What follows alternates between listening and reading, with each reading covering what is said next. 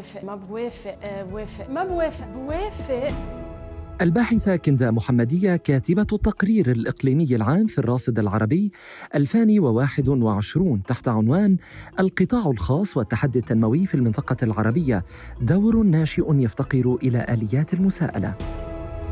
دور القطاع الخاص وأهميته في مجال التنمية معروف في المنطقة العربية، ويؤخذ بعين الاعتبار في الخطط التنموية المتبعة. هل توافقين؟ بوافق إنه السردية المتعلقة بربط دور القطاع الخاص بالعجلة الاقتصادية والتنموية هي معكوسة، فيك تشوفها بالرؤى والخطط الحكومية الموجودة على ورق، بس منا نتيجة أو حصالة مسارات وطنية، وبالتالي ما بتشوفها معكوسة بالأطر المؤسساتية والأدوات القانونية المتاحة بالمنطقة العربية أو المعتمدة من قبل الحكومات بالدول العربية. يجب أن تتفاعل مقاربة مساءلة القطاع الخاص مع واقع الدول المعنية. هل توافقين؟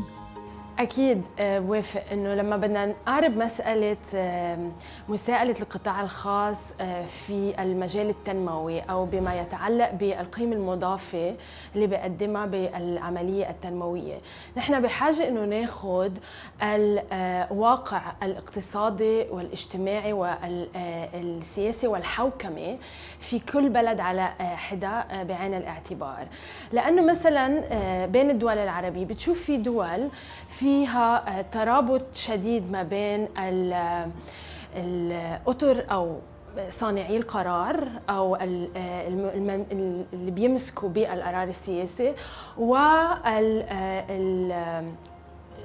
الاقتصادية.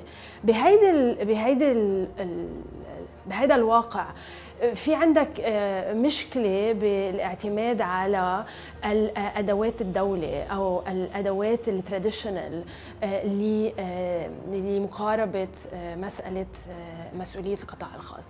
في دول تانية بتشوف فيها دور أساسي واسع للشركات المتعددة الجنسيات. بهذا الواقع أنت بحاجة أنك تهتم كتير بموضوع العقود اللي بتربط الدولة بهيدي الشركات المتعددة الجنسيات ودور هيدي الشركات بالقطاعات الأساسية إن كان بترول أو قطاعات استخراجية أخرى. في عندك كمان دول خارج حديثا من النزاع، بالدول ما بعد النزاع بالأطر الحوكمة بما فيها الأطر والمؤسسات التشريعية والتنفيذية منا قادرة إنه ما عندها القدرة إنه تلعب دورة بطريقة كاملة اللي التعامل مع مسؤولية أو مساءلة دور القطاع الخاص بهيدي المجتمعات. في عندك دول بيطغى عليها العمل غير المهيكل على قطاع أو سوق العمل، كمان هيدي عندها خصوصياتها، وبالتالي كل هول العوامل بتؤدي لخصوصيات فيما يتعلق بمقاربة دور القطاع الخاص ومساءلته بإطار العملية التنموية. التفاعلات بين قطاع الأعمال والقوى السياسية تعيق المساءلة في المنطقة العربية. هل توافقين؟ أكيد، يعني بأغلبية الدول العربية بتشوف في ترابط مثل كمان ريفولفينج دور ما بين القوى السياسية، ممكن تكون صانعي قرار في المجال التنفيذي أو بالمؤسسات التشريعية والقوى الاقتصادية الموجودة بالبلد. وهيدا بيؤدي بالعديد من الحالات ل إما تأثير إشكالي على الأطر الحوكمية، وبالتالي التشريع فيما يتعلق بدور القطاع الخاص ومسؤولياته بيكون مقيد، أو بتؤدي لمشاريع قائمة على فساد، يعني ترانزاكشنز بيحكمها الفساد، وبالتالي بهيدا الواقع ما فيك انك تضمن انه ما تجي الارباح الخاصه على حساب المصلحه العامه ومصلحه المواطنين وحقوقهم، وهون بيصير يعني التضارب. وبالتالي اللي قلته انت مزبوط، في اشكاليه كتير كبيره من ناحيه العلاقه ما بين دوائر صناعه القرار بالمنطقه العربيه او بعدد من الدول العربيه على القليل فينا نقول، والقوى الاقتصاديه المهيمنه على الاقتصاد الوطني. المقاربات الخيرية والتطوعية للقطاع الخاص كافية لتحقيق دور هذا القطاع في التنمية المستدامة. هل توافقين؟ أكيد ما بوافق إنه المقاربات الطوعية مفيدة، بس نحن بنشوف إنه المقاربات الطوعية هي المقاربات القائمة بالمنطقة العربية وبكثير من الدول الثانية كذلك. نحن بحاجة للانتقال باتجاه إرساء أطر قانونية بتكون واضحة في إطار واجبات ومسؤوليات مؤسسات القطاع الخاص، وكذلك بتكون واضحة فيها آليات الانتصاف للمجموعات اللي ممكن تكون متأثرة بدور القطاع الخاص أو بالعمليات الاقتصادية اللي تقوم فيها مؤسسات القطاع الخاص.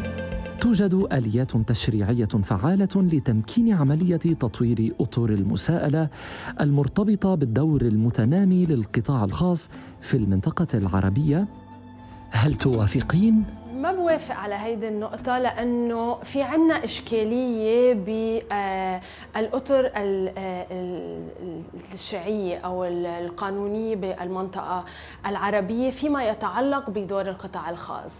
يعني بنشوف إنه في غياب للعديد من التدخلات التشريعية اللي نحن بحاجة إنه نشوفها، مثلا توضيح مسؤوليات القطاع الخاص فيما يتعلق أو ضمن القانون المتعلق بحقوق الإنسان، توضيح واجبات المستثمرين الأجانب ضمن القانون اللي بيرعى الاستثمار الأجنبي أو الاتفاقيات الدولية اللي بتلتزم فيها دولنا فيما يتعلق بالاستثمار الأجنبي إلى ما هنالك. فنحن بحاجة إنه نطور الأطر القانونية المتعلقة بأدوار القطاع الخاص من ناحية، ومن ناحية أخرى نحن كمان بحاجة إنه نهتم بالعملية تطبيق القوانين، لأنه بتشوف بالتقرير الراصد بعدد من التقارير الوطنية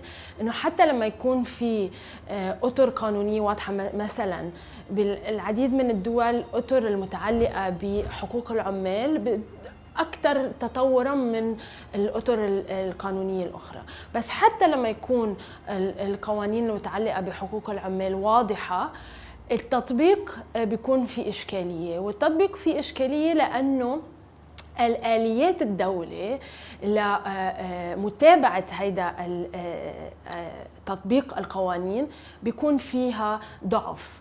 وهون أهمية أنه نهتم بتطوير الأطر التشريعية وكذلك قدرة المؤسسات الدولية على متابعة ومراقبة التطبيق. ما هي الركائز الأساسية لإطار مساءلة فعال لدور القطاع الخاص؟ حسب ما نحن مقاربين هذا الموضوع بالتقرير، طارحين ركيزتين لإطار مساءلة القطاع الخاص. الركيزة الأولى هي ركيزة عدم إلحاق الضرر، أو الركيزة اللي بتحاول إنه تدير التوتر ما بين الربح الخاص أو العمليات اللي بتسعى لتعزيز عوائد المساهمين في الشركات الخاصة من جهة، ومن جهة تانية المصلحة العامة وحقوق المواطنين. يعني ركيزة عدم إلحاق الضرر لازم تقوم على أطر قانونية بما فيها العناية الواجبة الإلزامية أو due diligence obligations. أما الركيزة الثانية اللي عم بيحاول الراصد يضوي عليها هي الأطر اللي بتتيح متابعة القيمة المضافة اللي بدرها دور القطاع الخاص على العملية التنموية وبما يتعلق بالأهداف التنموية الوطنية. وهون أهمية الاهتمام أو تطوير سياسات الماكرو اقتصادية بما فيها السياسات النقدية والمالية للدولة، بما يخدم تعزيز دور القطاع الخاص بدر قيمة مضافة، إن كان من خلال الاستثمارات اللي بيقوم فيها أو من خلال مساهمته مثلا السياسة الصناعية إلى ما هنالك، مساهمته بالعجلة التنموية. هون على الدولة إنه تستعيد أو تستخدم العديد من الأدوات المتاحة لها بما يتعلق مثلا بنوعية الالتزامات اللي بتقوم فيها على المستوى الدولي فيما يتعلق بالمستثمرين الأجانب. يعني اتفاقيات الاستثمار الأجنبي لازم إنه يكون فيها واجبات واضحة أو التزامات واضحة على المستثمرين الأجانب فيما يتعلق بالقيمة المضافة التنموية على المستوى الوطني، بالإضافة مثلا سياسات المشتريات الحكومية. لازم إنه بسياسات المشتريات الحكومية اللي الدولة بتقوم فيها أو بالعقود اللي بتقوم فيها مع الشركات الخاصة لازم يكون فيها كمان واجبات واضحة هيدي العقود بما يتعلق بالتزامات القطاع الخاص بهيدي المشاريع اللي بتقوم على أساس هيدي العقود إلى ما هنالك. وبالتالي لازم نضلنا مركزين إنه بإطار مساءلة القطاع الخاص نحن لازم يكون في عنا أطر بتأمن عدم إلحاق الضرر على الأطراف الثالثة بإطار هيدي العملية الاقتصادية اللي بيشارك فيها القطاع الخاص من جهة، ومن جهة تانية آليات لضمان قيمة مضافة من خلال دور القطاع الخاص فيما يتعلق بالأهداف التنموية الوطنية. تابعوا تقرير الراصد العربي 2021 حول دور القطاع الخاص في التنمية ومحدودية أطر المساءلة على ANND.org.